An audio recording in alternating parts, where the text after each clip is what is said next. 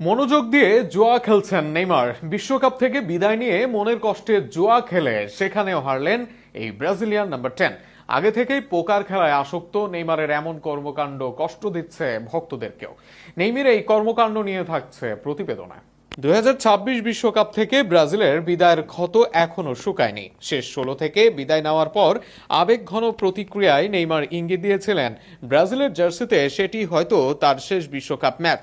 সেই বক্তব্যে হতাশা আরও গভীর হয়েছিল কোটি কোটি ব্রাজিল সমর্থকদের মধ্যে। বিশ্বকাপের হতাশা কাটতে না কাটতেই এবার ভিন্ন এক কারণে আলোচনায় উঠে এসেছেন ব্রাজিলের এই তারকা ফুটবলার। যুক্তরাষ্ট্রের লস অ্যাঞ্জেলেসে অনুষ্ঠিত বিশ্বের অন্যতম মর্যাদাপূর্ণ পোকার প্রতিযোগিতা ওয়ার্ল্ড সিরিজ অব পোকারে অংশ নিতে দেখা যায় নেইমারকে। এই টুর্নামেন্টে অংশ নিতে তিনি $10,000 বাই ইন পরিশোধ করেন। বিশ্বের বিভিন্ন দেশ থেকে অংশ নেওয়া 2,227 জন প্রতিযোগীর মধ্যে নেইমার শেষ পর্যন্ত 49তম স্থান অর্জন করেন। যদিও প্রতিযোগিতায় টিকে থেকে তিনি প্রায় $4,000 প্রাইজ মানি পান, তবুও অংশগ্রহণের তুলনায় তার আর্থিক ক্ষতি হয় প্রায় $6,000।